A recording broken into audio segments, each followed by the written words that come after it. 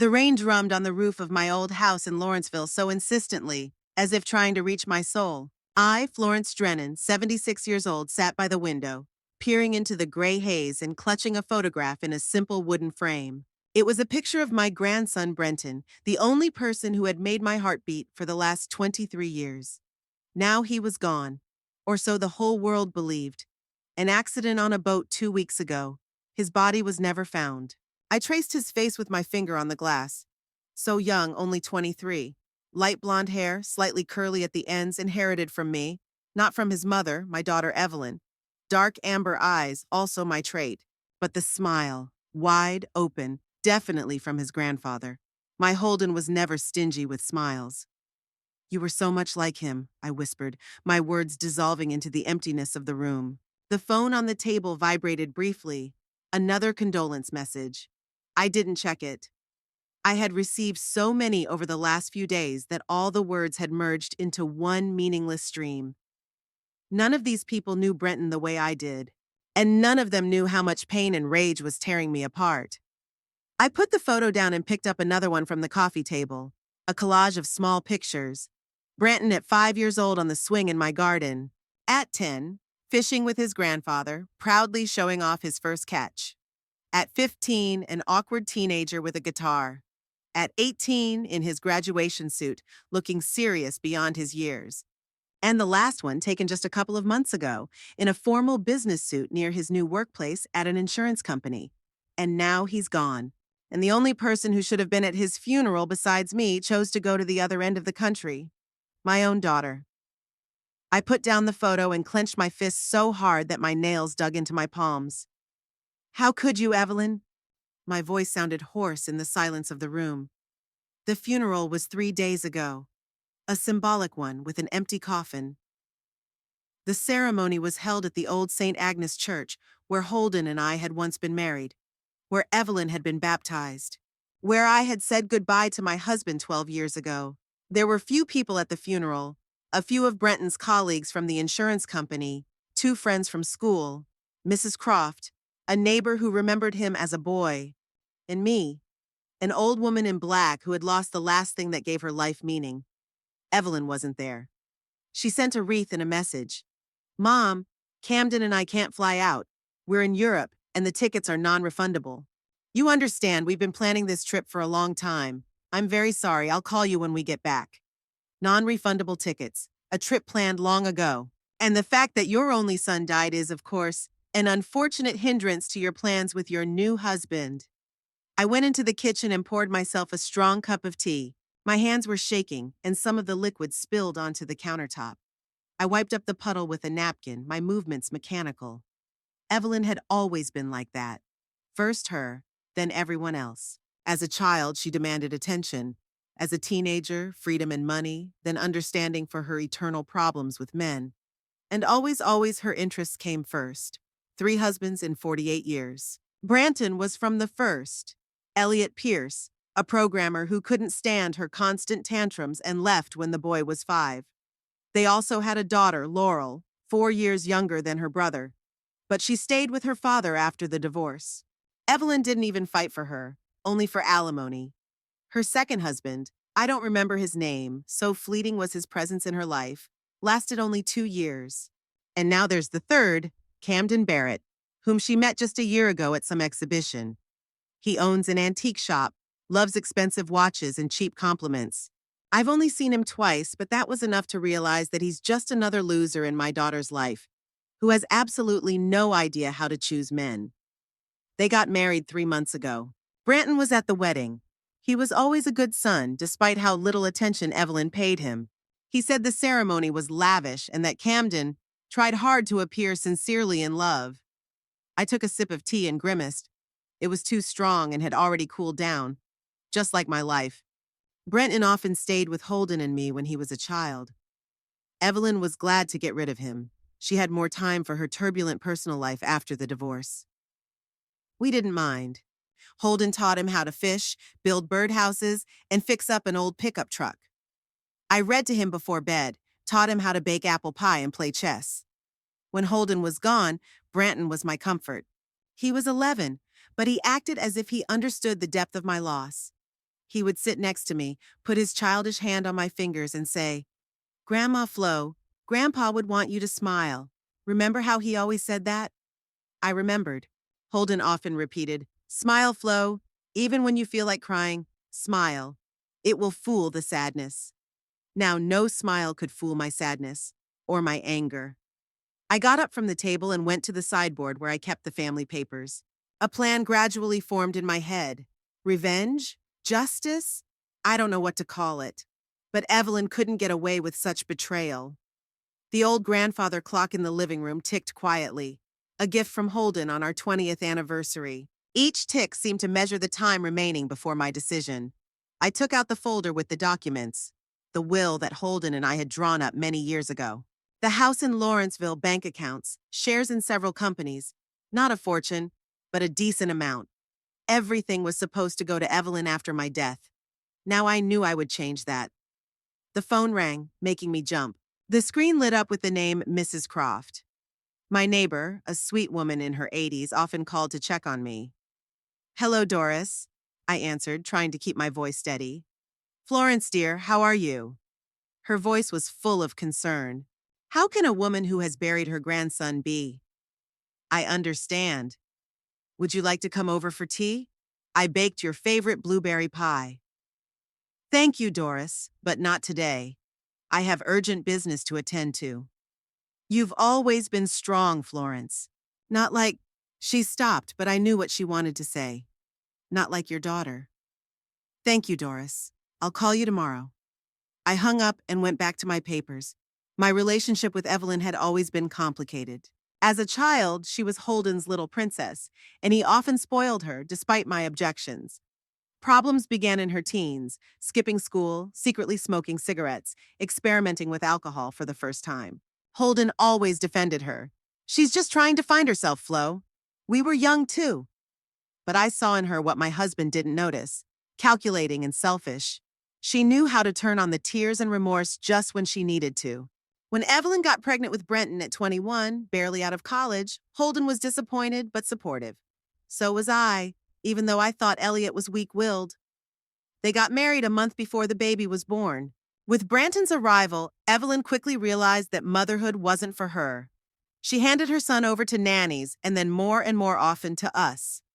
When Laurel was born, the situation only got worse. The divorce was painful. Elliot fought for both children, but the judge left Brenton with his mother. At the time, this was a typical decision. He took Laurel only because Evelyn did not object. I tried to talk to my daughter then.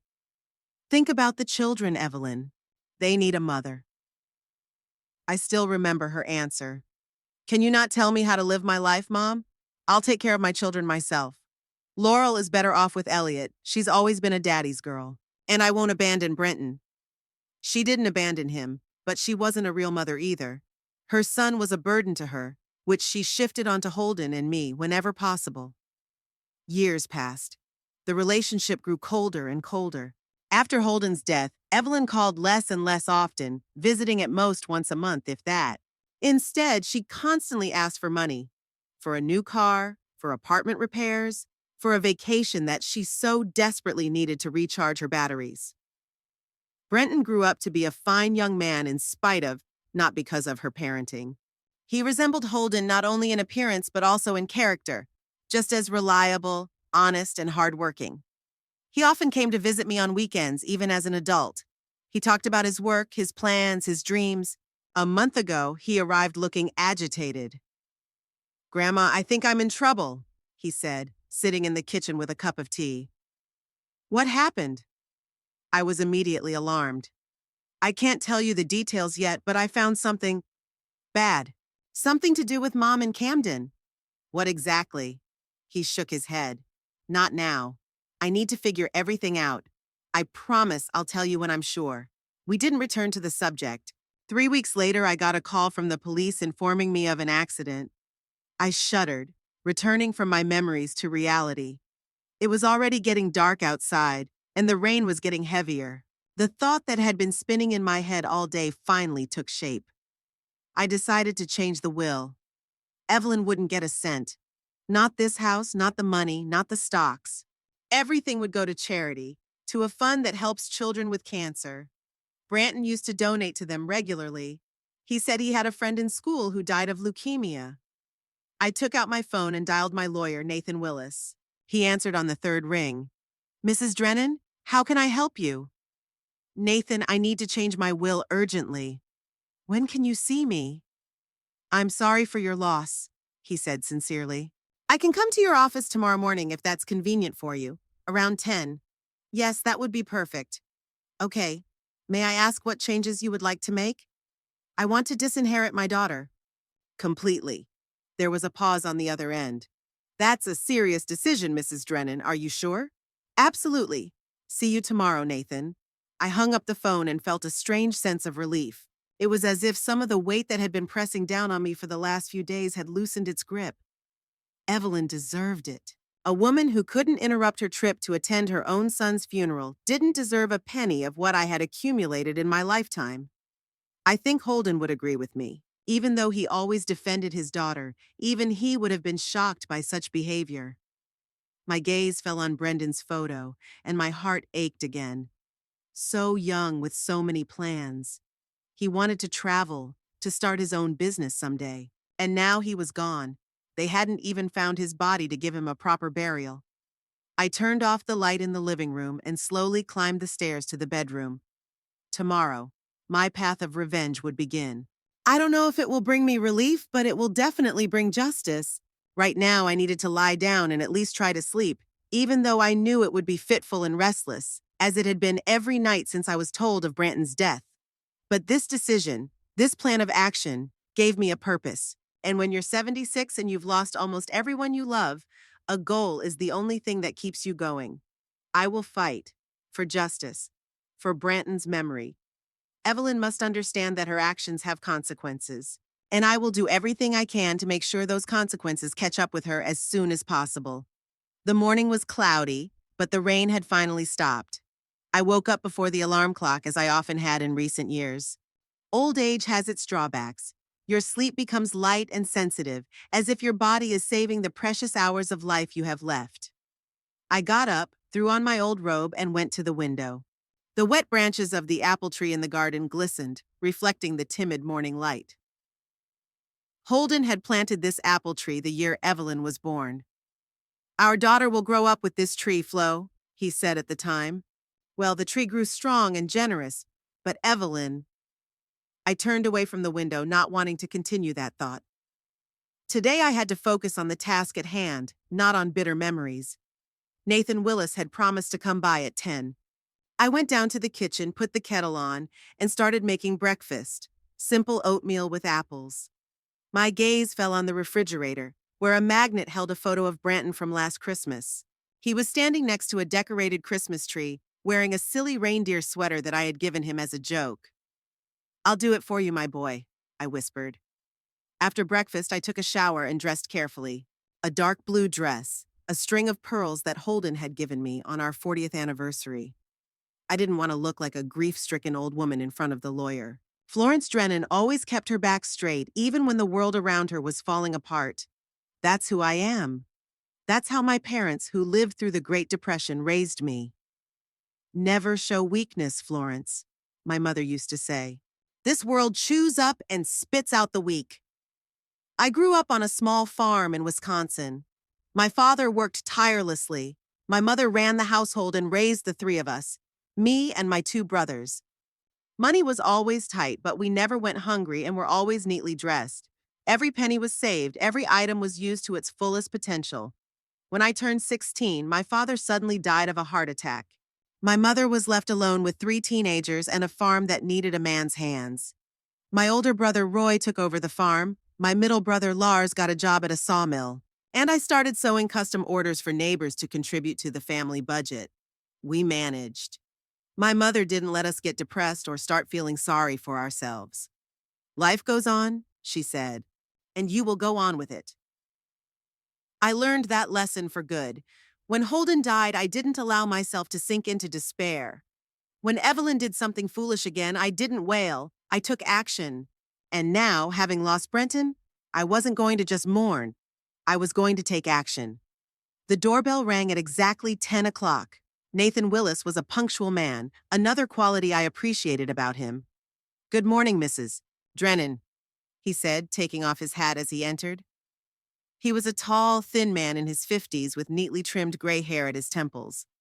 Holden and I had been his clients for almost 20 years. "Good morning, Nathan. Come into the living room, I've made tea." He sat down in the chair opposite me, took out a folder with documents, and looked intently into my eyes. "Are you sure about your decision, Mrs. Drennan? Disinheriting your daughter is a serious step." "Absolutely sure." I straightened up even more. "Evelyn chose to travel with her new husband instead of attending her own son's funeral. I cannot and will not forgive that." Nathan nodded. "I have prepared several options for how we can formalize this. The most reliable option is to create a trust with a charitable organization as the beneficiary. It's harder to contest than a simple change to a will." We discussed the details for almost an hour. I decided to direct the funds to a charity that Branton supported, which helps children with cancer. Nathan wrote down my wishes, asked clarifying questions from time to time, and finally prepared a draft document. "I'll send you the final version in 2 days," he said as he got ready to leave. "You'll need to sign it in front of a notary." "Thank you, Nathan." He paused at the door. "May I ask, will you tell your daughter about your decision?" I shrugged. "She'll find out, sooner or later." After the lawyer left, I felt a strange emptiness. It was as if the first step toward revenge had sucked the energy out of me. But I knew it was temporary. I always recovered, always found the strength to move on. I went to the sideboard where I kept my photo albums and took out the oldest one. On the first page was a picture of Holden and me on our wedding day. I was wearing a simple white dress that I had sewn myself, and he was wearing a formal suit that he had rented.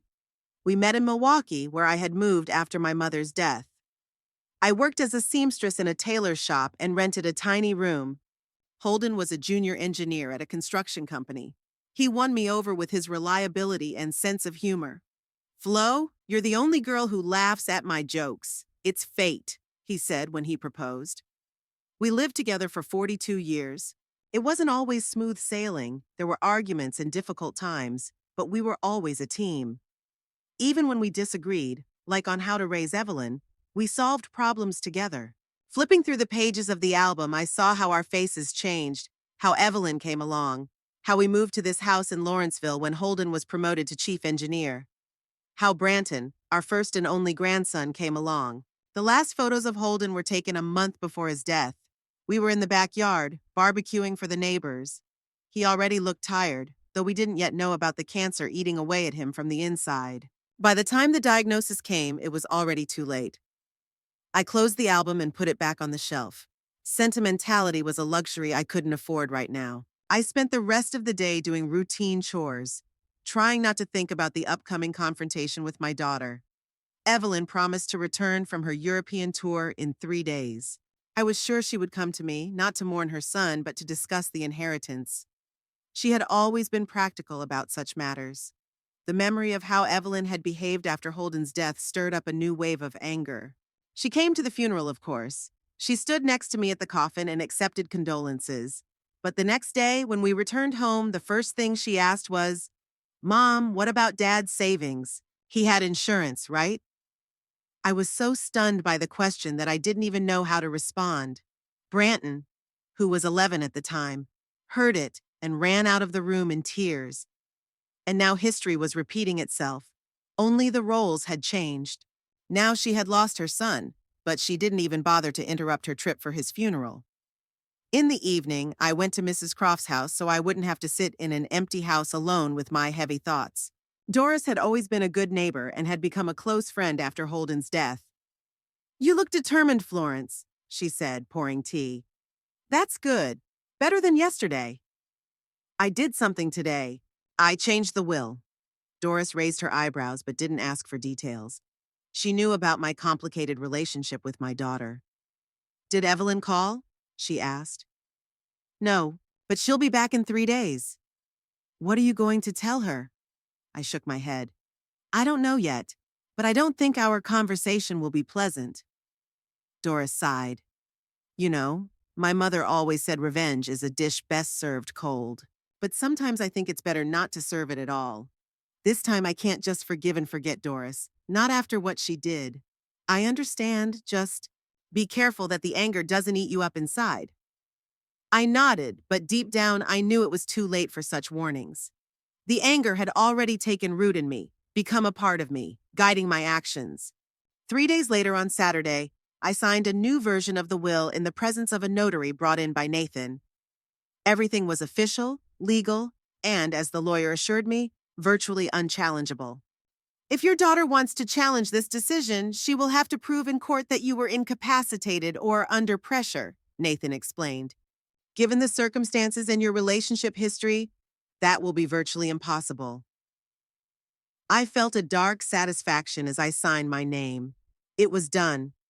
Evelyn would not receive a penny of the inheritance that rightfully belonged to her son. On Sunday morning, the phone rang. It was Evelyn. Mom, we're back. How are you? Her voice sounded almost normal. There was no trace of grief or fatigue. Alive, I replied curtly. When are you coming? Camden and I can stop by this afternoon. Around 3? I'll be waiting. I hung up, not wanting to continue the conversation. I needed to gather my thoughts before they arrived. At exactly 3 o'clock, Camden's silver Lexus appeared on the driveway. They pulled up to the house, and I watched from the window as they got out of the car. Evelyn, slim and fit for her 48 years, in a dark blue suit and with a new haircut. Camden, a head taller than her, with a fashionable beard and designer glasses. They didn't look like people who had lost a son and stepson. They looked like a couple returning from a pleasant vacation. The doorbell rang like a battle cry. I slowly walked over and opened the door. Mom?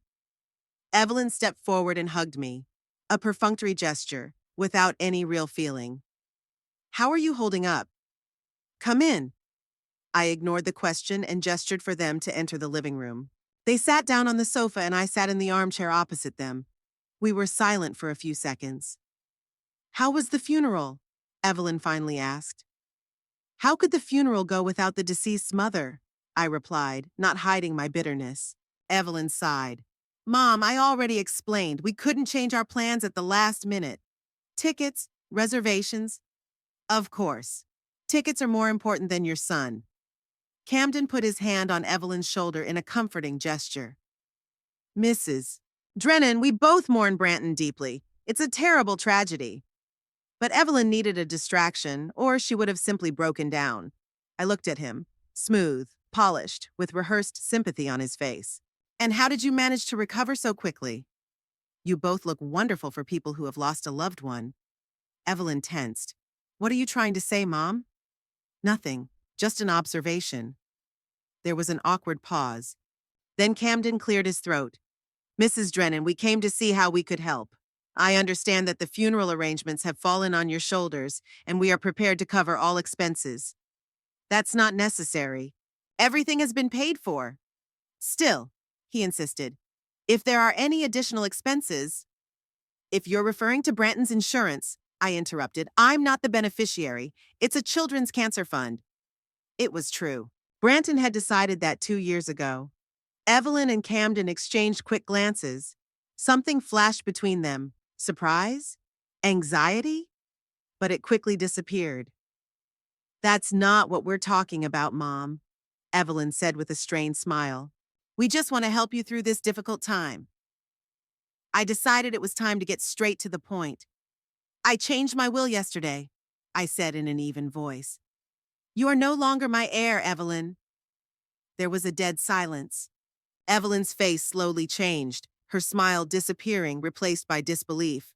What? You heard me. All my assets will now go to a charitable foundation, the same one your son supported. Camden straightened up, his hand on Evelyn's shoulder tensing. Mrs. Drennan, this is a very serious decision. Perhaps you made it under the influence of grief. I am of sound mind, Mr. Barrett, and I am fully aware of what I am doing. Mom, you can't do this. Evelyn's voice rose an octave. It's not fair. I'm your only daughter. And Branton was your only son. But you chose to travel instead of attending his funeral. You're doing this to spite me. She jumped to her feet. You always judged me, always thought I was a bad mother. I didn't decide that, Evelyn. You chose your own path. I'll contest this will. She was almost shouting now. I'll prove you're not in your right mind. Good luck. I remained calm on the outside, though inside I was boiling. Nathan Willis made sure everything was legal. Camden stood up and put his hands on Evelyn's shoulders. Let's not get heated. He turned to me.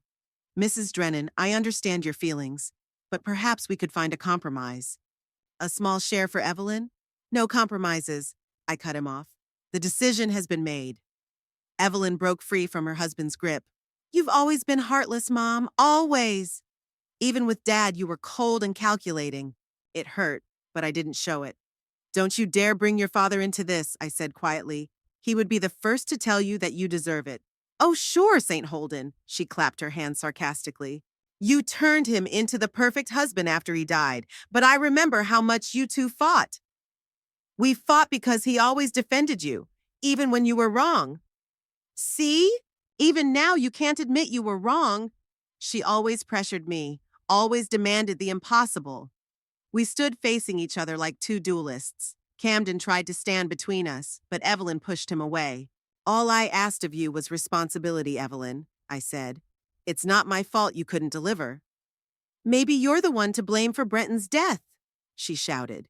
He spent more time with you than with me. What did you say to him? Maybe you pushed him into that stupid boat trip in the storm? That was too much. I felt the blood drain from my face. Get out of my house, I said, barely able to keep the tremor out of my voice. Now. Camden finally managed to grab Evelyn's arm. We should go, right now. He pulled her toward the door and she was still yelling, accusing me of every mortal sin, but I didn't listen. I stood straight as a stick and watched them leave. When the door closed behind them, I slowly sank into a chair. My hands were shaking, my heart was pounding like crazy. I hadn't expected the confrontation to be so intense, although I should have seen it coming. The way they behaved only strengthened my resolve. There was no sign of real grief, only anger that they wouldn't get the money, and something else. Something strange in their behavior that I couldn't quite put my finger on. When they first heard about the accident with Branton, their reaction was muted. Evelyn cried into the phone, but somehow, insincerely, and then she immediately started talking about how she couldn't interrupt her trip. And today, when I mentioned Branton's insurance, they exchanged these strange looks, as if they were surprised that he had changed the beneficiary. Something wasn't right here. I couldn't figure out what it was, but I felt it instinctively. It was getting dark outside. I turned on the light and went to the bar that Holden and I kept for guests. There was a bottle of good whiskey at the back. I poured myself a glass, for the first time in years, and took a sip. The hot liquid burned my throat, but brought a strange relief. Now the waiting began. I was sure Evelyn wouldn't leave things as they were. She would try to contest the will, put pressure on me, maybe even try to prove that I was incompetent. But I was ready for this battle. I had survived my father's death at 16, supported my family by working as a seamstress, built a life with Holden from scratch, and survived his death. I could handle this too. I finished my whiskey and looked at the photo of Branton. I won't let you down, my boy, I whispered. I'll get justice. After talking to Evelyn, I couldn't sleep. It was well past midnight, but sleep wouldn't come. I tossed and turned in bed, replaying our argument in my head. My daughter's accusations. Her words that I was to blame for Brendan's death. It was absurd and cruel at the same time, but Evelyn always knew how to hit where it hurt the most. I turned on the bedside lamp and sat up, propped up with pillows. My age was catching up with me. My back ached and my knees felt dull and heavy, a sure sign of approaching rain. My gaze fell on Holden's photo on the nightstand. If he were here, he would know what to say. Maybe he would even have taken Evelyn's side. He always defended her.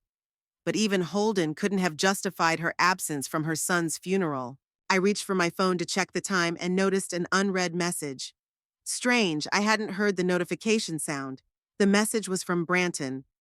From dead Branton. I felt the blood drain from my face. It was impossible. His phone should have been at the bottom of the lake with what was left of him. With trembling fingers, I opened the message. I'm not dead. Come to the cemetery, now! The phone slipped from my hands and fell onto the bed. I stared at the screen, unable to believe my eyes. This had to be some kind of terrible joke. Maybe Evelyn, in her vindictiveness, had decided to mock me like this? Or had hackers broken into Brendan's account? I picked up the phone again and reread the message. It had been sent 20 minutes ago. My heart was pounding like crazy. My mind told me it was impossible, that Brenton was dead, that this was someone's cruel joke. But something deep inside, some irrational feeling of hope that I had been trying so hard to suppress all these days, suddenly flared up with renewed strength. Come to the cemetery. Now! I got up and started getting dressed, moving as if in a trance. I pulled on my jeans, a sweater, and a warm jacket. My hands were shaking so badly that I could barely button them. The rational part of me screamed that this was madness. Driving to the cemetery at night because of a message from a dead man's phone? This was the plot of a cheap thriller, not the life of a 76-year-old woman with arthritis. But I continued to get ready. I grabbed the keys to the car, an old Ford that Holden had bought a year before he died. I put my phone in my pocket. After thinking for a second, I took a small pepper spray canister out of the desk drawer, which I carried in my bag when I went out. If this was a trap, I would be ready. The night was moonless and cool. I drove carefully through the deserted streets of Lawrenceville. At this time of day, the town seemed to die out. No cars, no pedestrians. Only a few streetlights illuminated the road. The cemetery was on the outskirts, a 10-minute drive from my house. It was old, surrounded by a stone wall with massive gates that were not locked. The small town had no problems with vandalism. I parked at the entrance, turned off the headlights, and sat for a few minutes, gathering my courage. What am I doing? Why did I come here in the middle of the night? It could be a trap, or someone's cruel joke, or my imagination playing tricks on me. But the message was real. I checked again. It was still on the screen. Taking a deep breath, I got out of the car. The cold air hit my face, making me wince. I pulled my jacket tighter and slowly walked toward the gate, clutching the pepper spray in my pocket. Inside, the cemetery looked different than it had during the day. The shadows from the gravestones and trees created strange patterns on the paths. The silence was absolute, broken only by the crunch of gravel under my feet. I knew the way to Brenton's symbolic grave. It was a simple slab with his name and dates of birth and death, set on an empty plot that I had bought after the accident. Holden and my parents were buried nearby. As I approached the plot, my heart beat faster and faster. I didn't know what to expect. Ghosts? A cruel prank? Traps? But I didn't expect to see a man standing by Brenton's grave. He was tall, wearing a dark coat and a hat that hid his face. I froze, clutching the spray can in my pocket. The man noticed me and slowly turned around. I couldn't see his face in the darkness. "Mrs. Drennan," he said quietly, "are you alone?" The voice was unfamiliar, low with a slight hoarseness. "Who are you?" I asked, trying to keep my voice from shaking. "A friend," the man replied. "A friend of your grandson." "My dead grandson?" "He's not dead, Mrs. Drennan." Those words, spoken so simply, so matter-of-factly, made me stagger. What nonsense. Who are you? What does this all mean? The man looked around as if checking to see if anyone else was nearby. "It's not safe to talk here. Follow me." He moved toward the old part of the cemetery where the family crypts of the first settlers of Laurenville were located. I hesitated.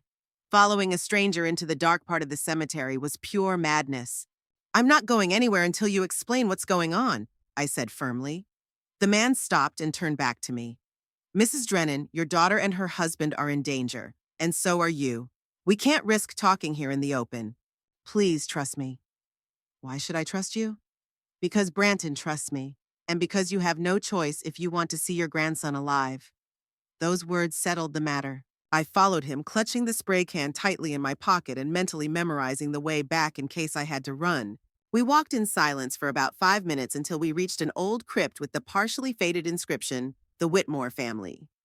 The man stopped at a heavy stone door and knocked 3 times in a specific rhythm. The door creaked and opened slightly. A face appeared in the doorway, but I couldn't make it out in the darkness. "Is that her?" asked a voice from inside. "Yes," replied my escort.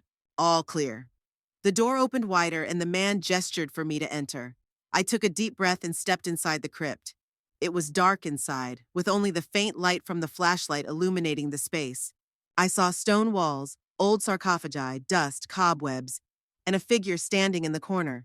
The flashlight turned, the beam of light fell on the face, and I felt my legs buckle. "Brenton?" I whispered, not believing my eyes. "Grandma?" He stepped forward, and I saw his face, gaunt, unshaven, but undoubtedly alive. I staggered, and he rushed to me, supporting me by the shoulders. "Careful, Grandma Flo," he said, and the sound of his voice so familiar made me burst into tears. I hugged him, touched his face, his shoulders, unable to believe that he was real, that he was here, that he was alive. How is this possible?" I finally managed to say. "You died.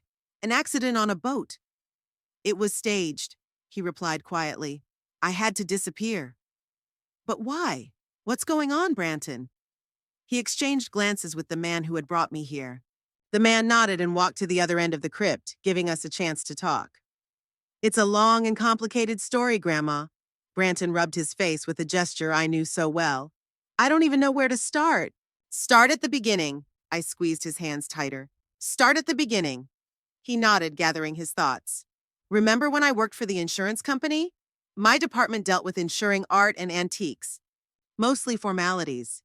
Checking documents, assessing risks, standard procedures." I nodded, not understanding where he was going with this. "About 2 months ago, we received an application to insure a collection of antique silver. A very expensive collection. The client was Reardon Price, a prominent businessman I had never heard of before. All the documents were in order, including certificates of authenticity, provenance, and expert appraisals." Branton paused. "Everything would have been fine, but one of the documents was signed by Camden." "Your stepfather?" "Yes.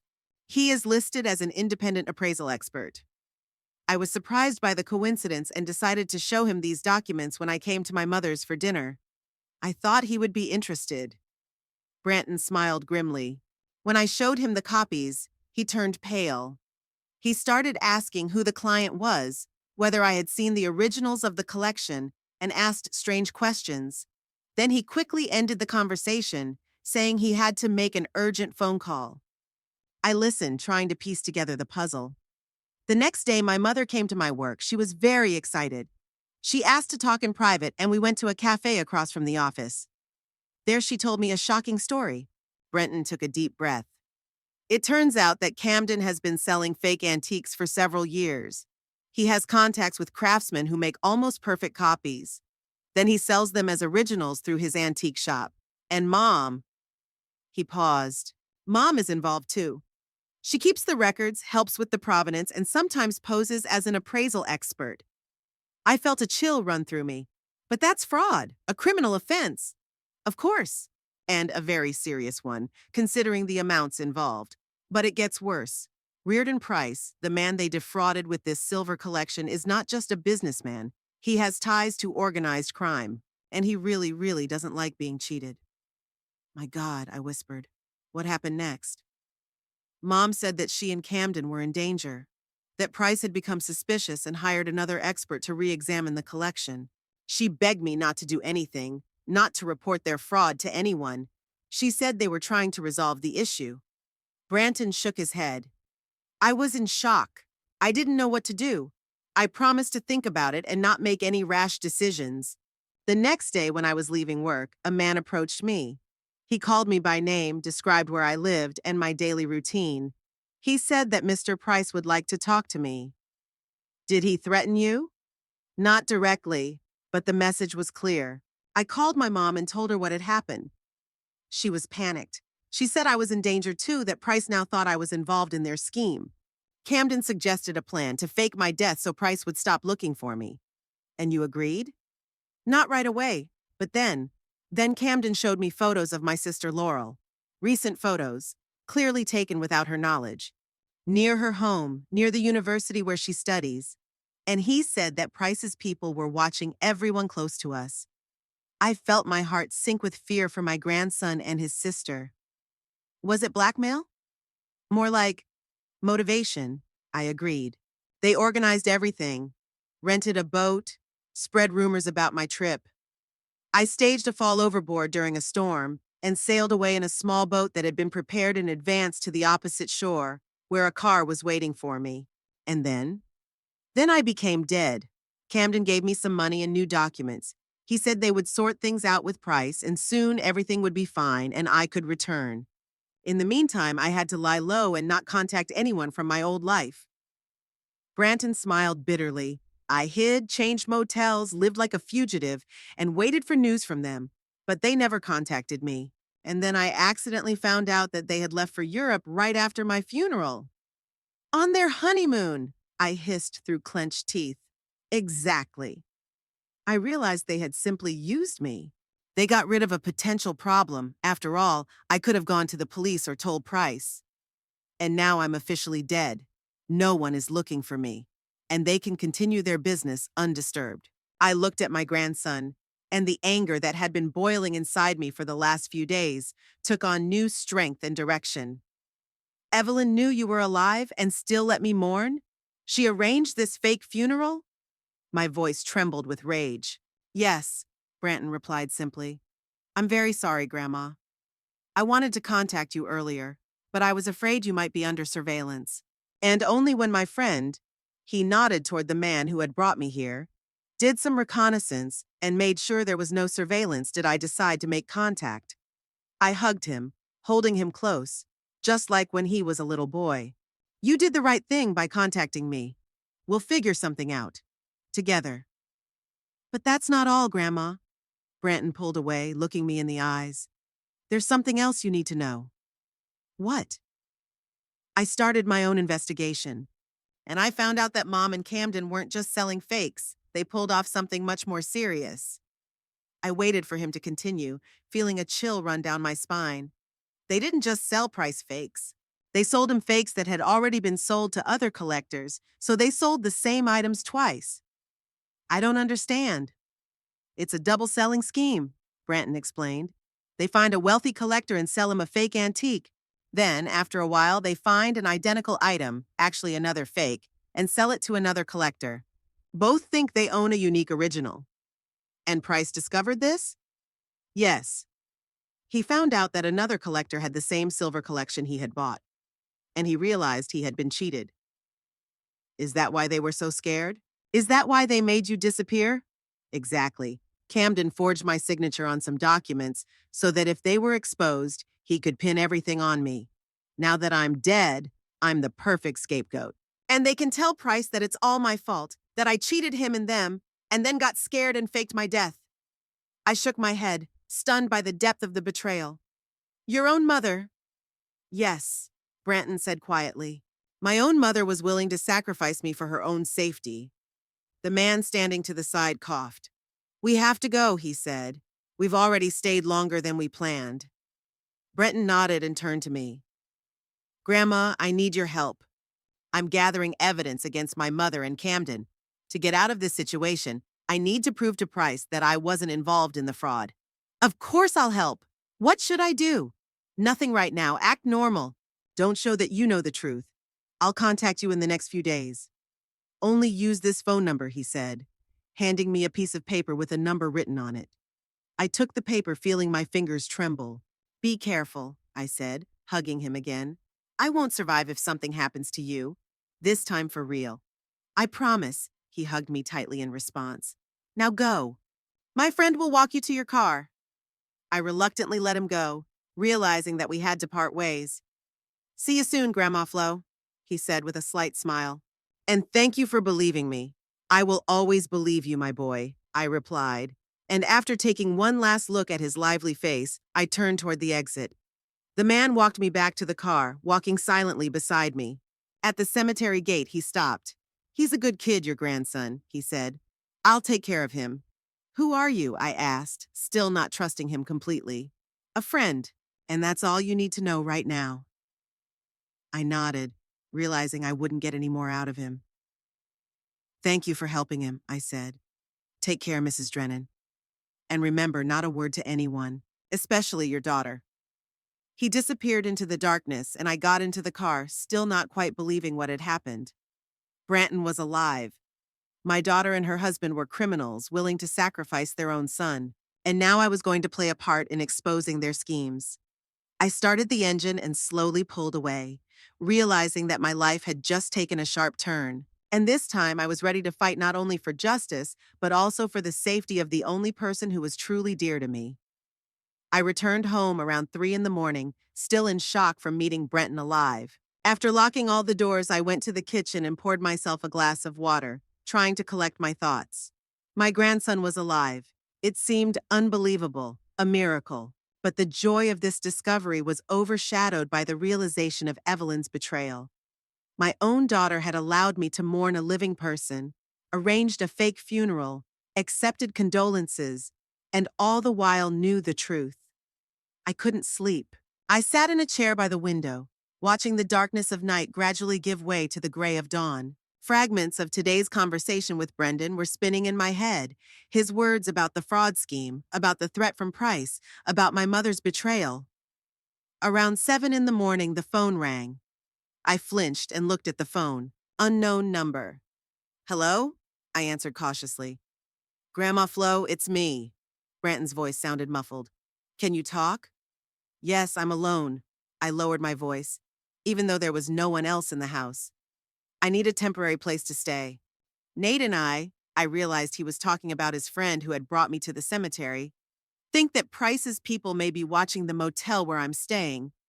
My heart began to beat faster. Of course, come over. When? Tonight. After dark. You have a back gate that opens onto the woods, right? Yes, it's always open. Good. I'll be there around 9. And Grandma? Yes?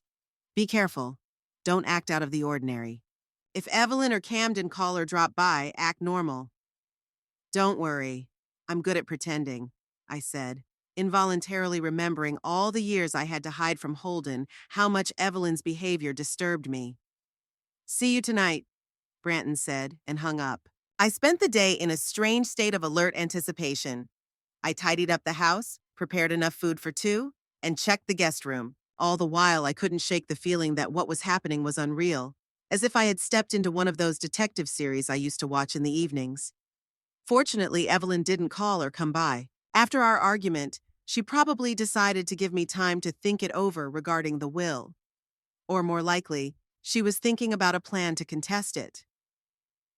At exactly 9 o'clock in the evening, I heard a soft knock on the back door. When I opened it, I saw Branton, wearing a dark jacket, a backpack slung over his shoulder, looking haggard but determined. He quickly slipped inside, and I locked the door.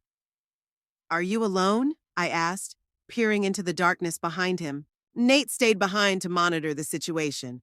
Branton took off his jacket. He'll join us later if necessary. I hugged him, still not quite believing that he was here, alive and real. Are you hungry? I asked, pulling away. I made your favorite meat pie. I'm starving, he smiled weakly. I've been eating fast food for a week. We went to the kitchen and I heated up dinner. Brenton ate greedily as if he really hadn't eaten properly in days. I watched him, noticing how thin he had become, how dark circles had appeared under his eyes, how his movements had become nervous and tense. My boy had turned into a fugitive, all because of the greed and meanness of his own mother. After dinner, we moved to the living room. Brendan opened his backpack and took out his laptop and several folders with documents. Grandma, what I'm about to tell you may seem unbelievable, but I have proof. He opened his laptop and showed me a series of photos and scans of documents. Look, this is Camden's expert opinion on the silver collection they sold to Price. And here's a similar opinion on an almost identical collection sold to another collector, Arthur Bennett, 3 years ago. I looked closely at the documents. Even to my untrained eye, I could see that the items described looked almost identical. They didn't even bother to change the description? That's the point. They were sure that the collectors would never meet and compare their purchases. Mom kept all the records, and Camden acted as the expert. They built up a whole network of master forgers, fake experts, and dealers with dubious reputations. All these years, they skillfully avoided exposure. But they miscalculated with Price? Yes, he's more thorough than their other clients. After buying the collection, he became interested in its provenance and started his own investigation. And through his channels, he has connections all over the world. He found Bennett and his collection. Branton showed me a few more documents: invoices, email correspondence, photos of art objects. How did you get all this? I asked, amazed at the amount of information. Partly from our insurance company's database, partly from my mom's computer. You hacked her computer? Not exactly. I knew her passwords. She always used the same one, with slight variations. And after I had to die, Nate helped me gain remote access to her computer. We've been monitoring their activities for the past 2 weeks. I shook my head, amazed at the ingenuity of my grandson and his friend. And what did you find? They're preparing for another big deal. With Price himself, can you imagine? They're going to sell him a collection of ancient Chinese jade figurines. Supposedly from the Ming Dynasty, fabulously expensive. But Price already knows they cheated him with the silver, doesn't he? They made up a story that the silver is genuine, just with a different provenance than stated in the documents. That these are not fakes, but real historical items, just with an improved pedigree. And now they're trying to make amends by offering him an exclusive opportunity to purchase the jade collection at below market value. I couldn't believe such audacity. And he believes them? I don't think so, but he pretends to. Price has his own game. According to the information Nate obtained, he wants to catch them red-handed, gather all the evidence of their fraud, and then… Branton paused. Then what? Price isn't the type to go to the police or file a lawsuit, Grandma. He solves problems his own way. I shuddered, realizing what he meant. When is this deal supposed to take place? In 3 days, at Portside Harbor, on Price's yacht. They'll hand over the collection, he'll have his expert check it, and he'll pay. At least that's the plan. And in reality? In reality, Price will most likely force them to confess to all their schemes and demand compensation. Or worse. I thought about it. What about you? Are they still using your name as a cover? Yes. In his latest correspondence with Price, Camden mentions that all the previous problems were the fault of a young partner who is no longer with us. That means me. Bastard, I rarely swore, but now I couldn't help myself. Exactly. They're using my death as the perfect cover. Dead people can't defend themselves. I stood up and paced around the room, trying to collect my thoughts. What are you going to do? I need to prove to Price that I wasn't involved in their scheme. And the only way to do that is to gather evidence against Evelyn and Camden. And how do you plan to do that? I have some evidence. Branton nodded at his laptop. But I need more. I need access to their house, to the paper documents that Camden keeps in his safe. I looked at him with concern. You want to break into their house? It's too risky, but I have another idea. He looked at me intently. You. Me? Yes, you could go to them pretending to want to make peace. Say you've changed your mind about the will. Distract them with conversation while Nate breaks into the study and takes photos of the documents. I considered the idea. It could work. Evelyn will be happy to hear that I've changed my mind. She always thought she could manipulate me. That's exactly what we're counting on. Branton nodded. But it's dangerous, Grandma. If they suspect something, I can handle it, I said firmly. I survived the Great Depression, raised your mother, survived the death of my husband and your death. I'm not afraid of Evelyn and her sidekick. Branton smiled, for the first time that evening, a genuine smile. You've always been stronger than any of us, Grandma Flo. The next day, I called Evelyn. The conversation was short and tense. I said I wanted to talk about the will, that I might have been too hasty. She immediately agreed to meet. The prospect of losing her inheritance worried her more than our relationship. We agreed that I would come to their house in the evening, around 6. When I hung up, Brenton nodded. Great. I'll contact Nate and we'll get everything ready. Brenton and I spent the whole day preparing for the operation. Nate sent a small microphone that I was supposed to hide in my clothes. We discussed the plan of action, topics of conversation, and how long I needed to hold their attention. In the evening, Brenton received a message from Nate, and his face became serious. What's wrong? I asked. We have a problem. Nate found out that after the deal with Price, Evelyn and Camden are planning to disappear. They bought plane tickets to the Cayman Islands for the day after the meeting. They're running away? Looks like it. They have an account at one of the offshore banks there. Apparently, they plan to transfer the money from the deal and disappear. I thought for a moment. That changes things. If they fly away, you'll never be able to clear your name with Price. Exactly. And Price will continue to consider me an accomplice. That means I'll never be able to return to a normal life. I squeezed his hand. We won't let that happen. We just need to act faster. Around noon, Branton received another message from Nate with a recording of a phone conversation between Evelyn and Camden. I heard my daughter's voice. She called and wants to talk about the will. I think the old hag is afraid of being alone. Camden's voice. Don't trust her too much. Your mother is smarter than she seems. Come on, she's just a lonely old woman who lost her grandson. I can convince her to return everything as it was. What if she suspects something? What could she suspect? Brenton is dead to the world. No one knows the truth except us. Still, be careful. After the deal with Price, we'll disappear, and then it won't matter what she thinks or suspects. The recording ended, and I felt my insides boiling with anger. An old hag, I hissed. A lonely old woman. We'll see who's smarter, Evelyn. I met Nate, as agreed. For the first time, I was able to get a good look at him in daylight. A tall, thin man in his 30s with attentive gray eyes and a scar above his left eyebrow. He checked the microphone and explained the plan of action. Evelyn and Camden lived in an upscale neighborhood of Lawrenceville, in a modern house with large windows. I rang the doorbell at 6 o'clock sharp. Evelyn opened the door, wearing an elegant house dress and holding a glass of wine. Mom, she smiled tensely. Come in. Camden stood up when we entered the living room. He was wearing loose pants and an expensive shirt, his hair perfectly styled, his face expressing friendly interest. Mrs. Drennan, it's good to see you, he said, extending his hand. I shook it, overcoming my disgust. Have a seat. What would you like to drink? Wine? Or perhaps tea? Tea, thank you. Evelyn went into the kitchen and I sat down in the armchair opposite Camden, looking around the room. What a beautiful house. I've been meaning to ask, are those paintings on the walls real? Camden tensed for a moment, but quickly regained his smile. Most of them are reproductions, of course, but there are a few originals by local artists. Evelyn returned with the tea and sat down next to her husband.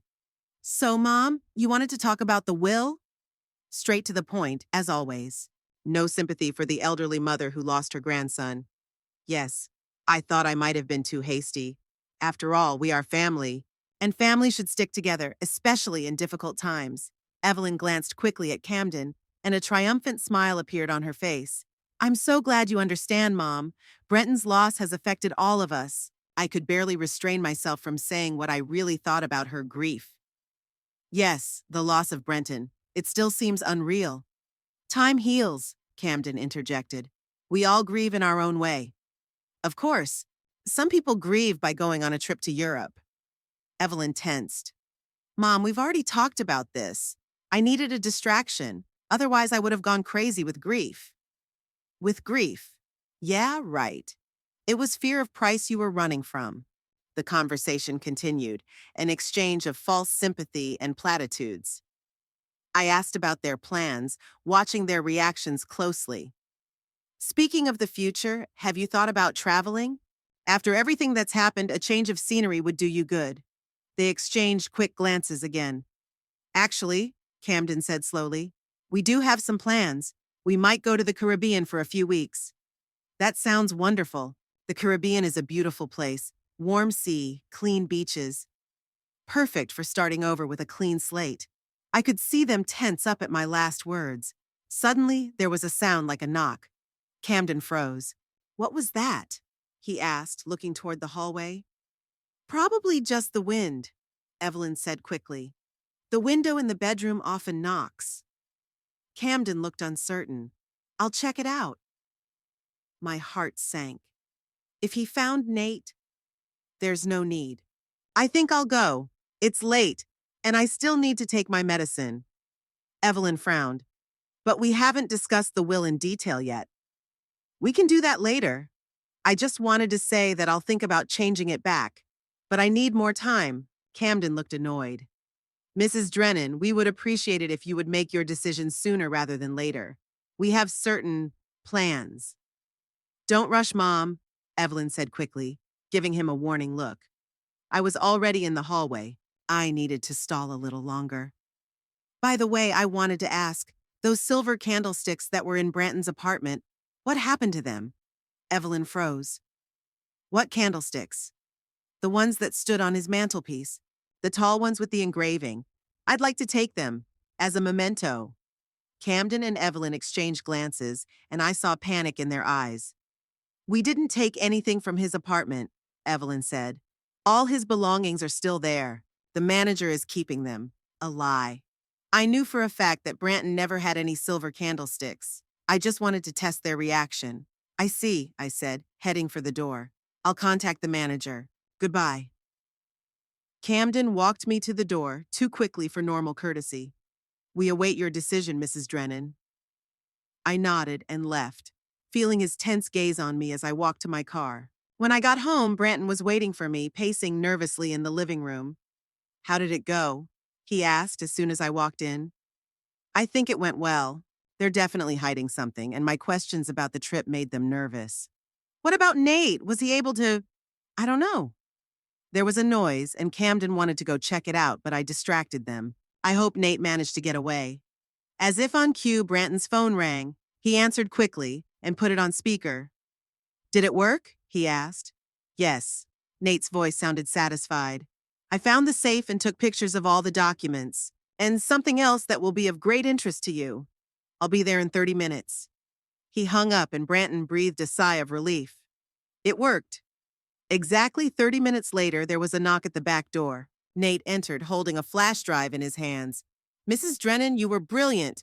Your talk about traveling made them nervous. What did you find? Branton asked impatiently.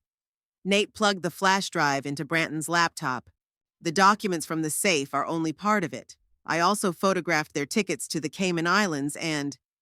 He opened a file containing an image of some kind of document. The plan for the operation with Price, with Camden's notes. We leaned over the screen. The plan was detailed. The meeting place, the time, the details of the deal, and notes in the margins. After the deal, go straight to the airport.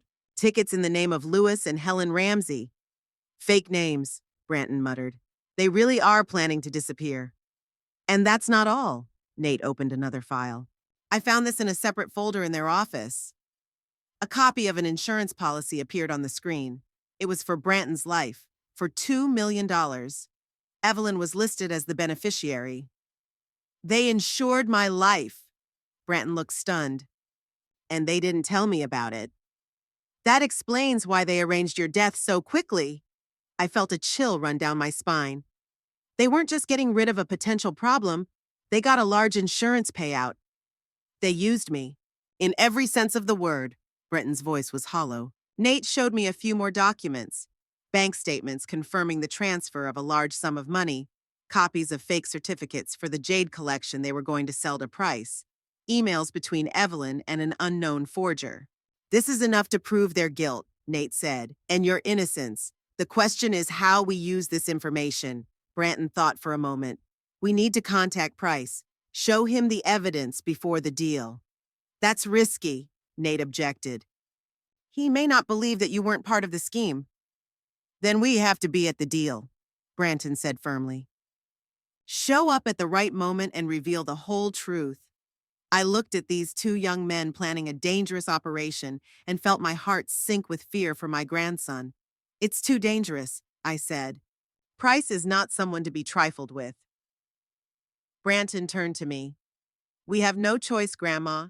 If they disappear after the deal, I'll be a fugitive for the rest of my life. And if Price believes I was their accomplice, he'll never stop looking for me.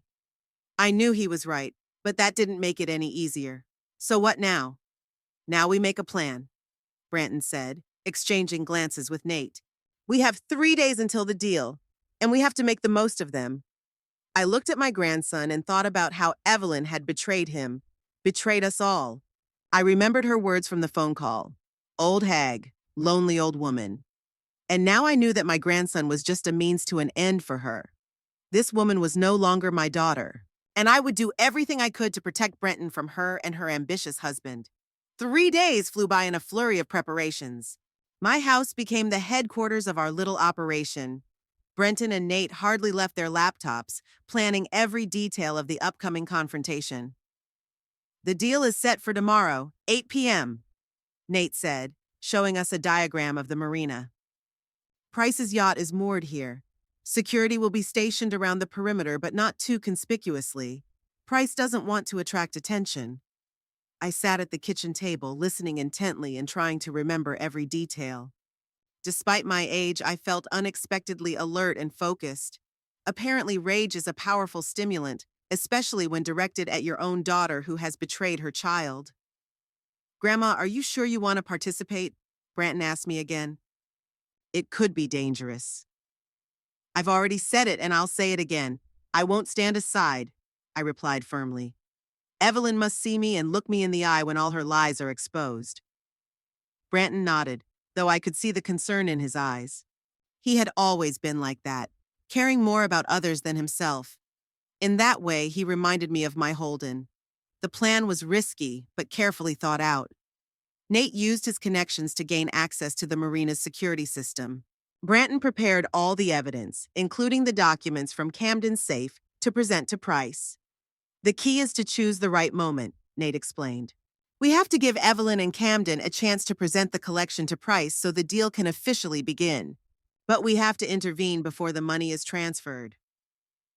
I understood the logic, although part of me wanted to burst in on them right now and say everything that had been building up inside me. The night before the operation, I couldn't sleep. I got up around 3 o'clock and went down to the kitchen. To my surprise, Branton was already sitting there, staring thoughtfully out the window. Can't sleep? I asked quietly as I put the kettle on.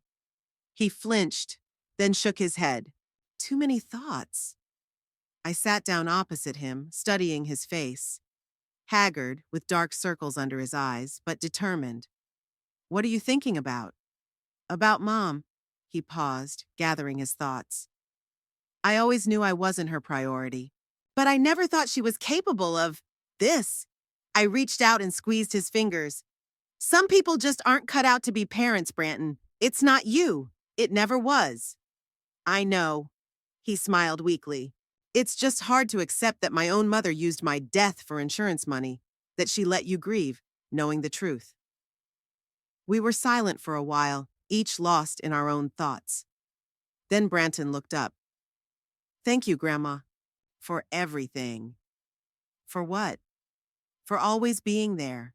For risking yourself for me now. For being real. I felt tears welling up in my eyes, but I held them back. This was no time for sentimentality. Tomorrow we had serious business to attend to. We'll get through this, I said firmly. We'll put an end to it. The morning dawned gray and damp. Perfect weather for the final scene of our little drama. Nate arrived early, bringing with him a new batch of printouts and a small bag of equipment. Everything's ready, he reported. I've made arrangements with the security guard at the pier. He's a former military man. We have mutual friends.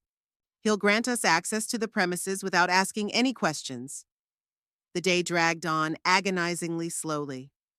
We checked all the details of the plan once more, made sure that all the evidence had been gathered and was ready to be presented. I put on my most formal suit, dark blue with a pearl brooch. An old woman's weapon is impeccable elegance. At 6 o'clock in the evening, we left. Nate drove the car. Branton sat in the front seat, lost in thought. I looked out the window at the streets of Lawrenceville passing by and thought about how strange life had turned out.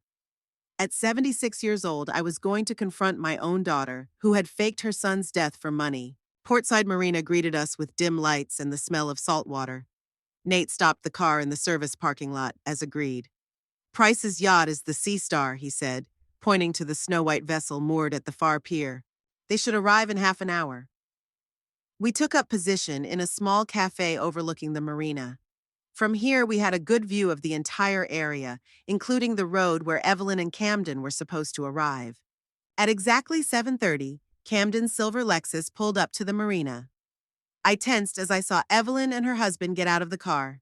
She was wearing an elegant black coat, and he was wearing an expensive suit. Camden was carrying a small briefcase, obviously containing the jade collection. Here they are, Branton whispered. watching his mother with an unreadable expression. Nate checked his watch. They're early. Price is usually punctual. He'll show up at 8 sharp. We need to let them board and get the deal started. The next 30 minutes passed in tense anticipation. We saw Evelyn and Camden board the yacht, where they were met by 2 men in dark suits, obviously Price's security. At 8 o'clock sharp, a black SUV with tinted windows pulled up to the dock. "That's Price," Nate said. "It's time." We left the cafe and headed for the pier. The security guard Nate had arranged with let us through without question. We moved quickly toward the yacht, trying not to attract attention. "Remember the plan," Nate said quietly. "I'll go first and distract the guards. You and Branton wait for my signal and then climb aboard." I nodded, feeling my heart pounding in my chest. For the first time in many years, I felt real fear, but not for myself, for Branton. Nate went ahead, while my grandson and I stayed in the shadows of a small warehouse, watching what was happening. I saw Nate approach the guards at the gangway, show them some kind of ID, and start talking to them. The guards tensed up, but then one of them nodded and climbed aboard, apparently to report to Price. 2 minutes later, he returned and gestured for Nate to come up. "That's the signal," Branton whispered. "Let's go." We quickly crossed the pier and approached the gangway. The guard blocked our way. "We have an appointment with Mr. Price," Branton said calmly. "He's expecting us." The guard hesitated, but at that moment Nate appeared on the deck and nodded. The guard reluctantly stepped aside. Once on board, we found ourselves on a luxurious deck. Nate led us to a closed cabin from which voices could be heard. "They're inside," he said quietly. "Price is already looking at the collection.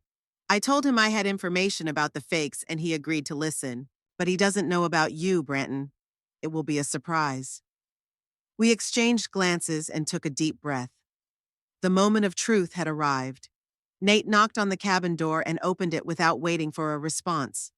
We followed him inside. It was a spacious cabin decorated with ostentatious luxury. Seated at a large table was Reardon Price, a large man in his 50s with graying temples and cold eyes. Opposite him stood Evelyn and Camden. On the table lay an open case with jade figurines and a stack of documents. All heads turned toward us. "What the—" Price began but stopped when he saw Branton. Evelyn turned so pale that I was afraid she would faint. Camden froze with his mouth open. "Branton?" Evelyn whispered, as if she had seen a ghost. "But how—" "Surprise, Mom," Branton said coldly. "I'm not as dead as you hoped." Price shifted his gaze from Branton to Evelyn and Camden, his face instantly hardening. "Will someone explain what's going on?" Nate stepped forward. "Mr. Price, as I was beginning to explain, we have evidence of large-scale fraud committed by these 2 individuals. But that's only part of the story." "Mom," Branton took a step toward Evelyn, his voice trembling with barely contained anger. "Tell Mr. Price how you convinced me to fake my death, how you said it was for my own safety, how you promised to fix everything, but instead used my disappearance to pin the blame for your schemes on me." Evelyn backed away, seeking support from Camden, but he moved away from her, clearly trying to distance himself from the situation. "I don't understand what you're talking about," she said in a trembling voice. "Brandon, dear, we thought you were dead. We mourned." "Stop lying." I couldn't take it anymore and stepped forward. "You knew he was alive. You staged a fake funeral. You let me mourn him, knowing the truth." Price raised his hand, stopping the argument. "I want to hear exactly what's going on." His voice was quiet but threatening. "Start from the beginning." Branton nodded and opened the folder of documents he had brought with him. "Mr. Price, my mother and her husband sold you fakes. The silver collection you purchased earlier is fake. So are these jade figurines." He pointed to the case on the table. "I have proof." He laid out the documents from Camden's safe in front of Price. Invoices from the craftsmen who made the fakes, photographs of identical collections sold to other collectors, bank statements. "When I accidentally discovered their scheme, they convinced me that you were threatening my life, that I needed to disappear for my own safety. Then they used my disappearance to collect the insurance money and pin the blame for their schemes on me." Price studied the documents carefully, his face growing increasingly grim. "Is this true?" He looked up at Evelyn and Camden. Camden turned pale. Mr. Price, it's not what it looks like. It is exactly what it looks like, I interrupted. They received $2 million in insurance for Branton's death. They plan to pull off one last deal with you today and then disappear. They already have tickets to the Cayman Islands for tomorrow. At the mention of tickets, Evelyn flinched and shot Camden an accusing glance, as if he had given them away. Price slowly rose to his feet. He was taller than everyone else in the room and commanded an involuntary respect. I don't like being deceived, he said quietly, especially twice. Mr. Price, Camden made a desperate attempt to save the situation. This is all a misunderstanding. The jade collection is genuine. I can prove it. Shut up, Price interrupted him. I can see the evidence right here. He turned to Branton. Young man, if what you say is true, I appreciate your honesty. But why did you decide to come to me? Because they used my name, Branton replied firmly. They made you think I was part of their scheme, and now they plan to run away, leaving me as the scapegoat. I want to clear my name. Price nodded thoughtfully. I appreciate your candor. He shifted his gaze to Evelyn and Camden, and his eyes narrowed. As for you two, wait, I stepped forward. Mr. Price, I understand your anger, but we didn't come here for revenge. Then why Mrs. Drennan? He looked at me with unexpected interest. For justice, I straightened up, looking him straight in the eye. My grandson is innocent. He deserves to return to a normal life without fear. And these two, I nodded at Evelyn and Camden, deserve to answer for their actions. And how do you propose to arrange that? I took a flash drive out of my bag. Here are copies of all the evidence of their fraud. Not just with you, but with other collectors as well. Enough to send them to prison for many years. I placed the flash drive on the table. It's yours. In exchange for Branton's safety guarantee. Price took the flash drive and turned it thoughtfully between his fingers. Are you suggesting I go to the police? His voice sounded doubtful. I'm offering you a choice, I replied. You can do as you see fit. But my grandson must be out of danger. Price was silent for a long minute. Then he slowly nodded. Fair terms.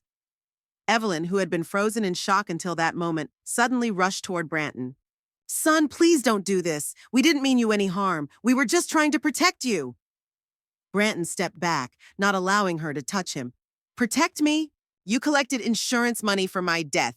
You plan to run away and leave me to deal with the consequences. That's not true. Evelyn turned to me, her eyes filling with tears.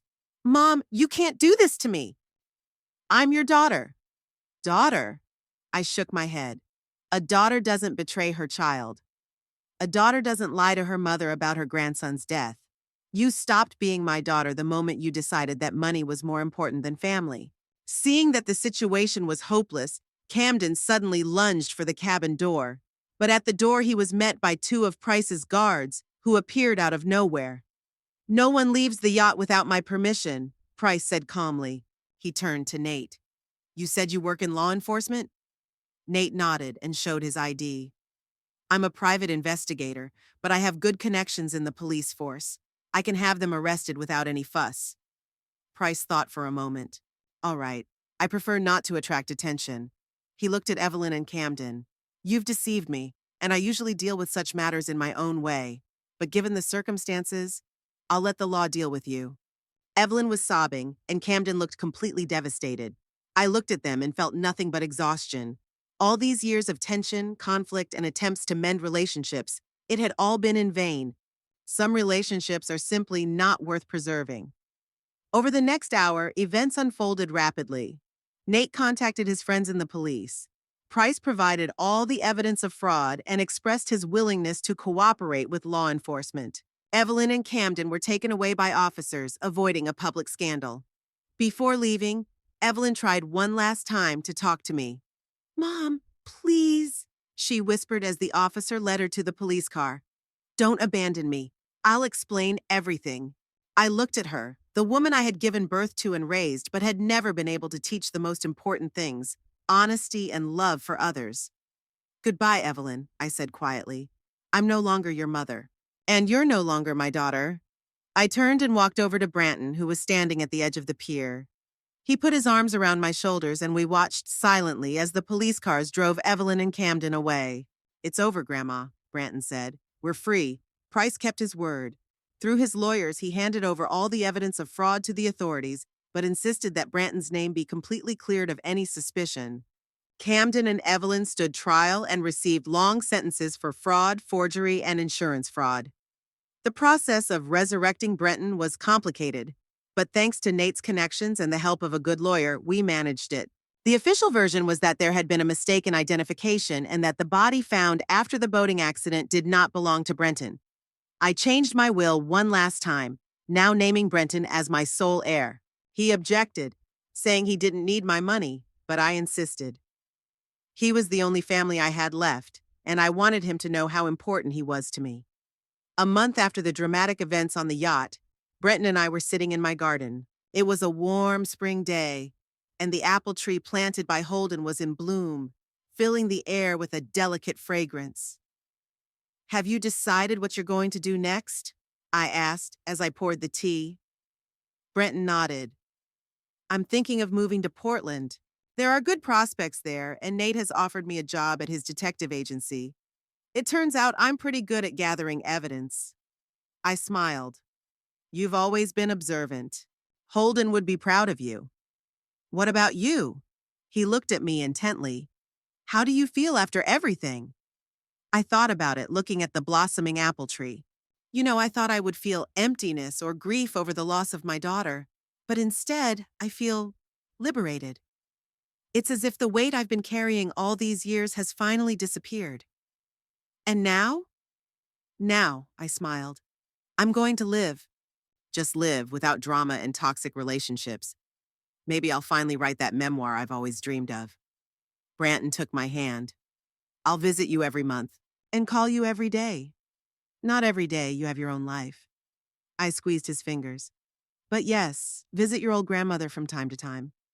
We sat in comfortable silence, watching the apple blossoms swirl in the air. For the first time in a long time, I felt at peace. Having lost my daughter, I found a new life. Without lies, without pretense, without constant tension.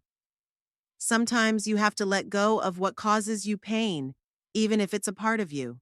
Sometimes you have to muster up the courage to say enough, and at 76, I finally found that courage.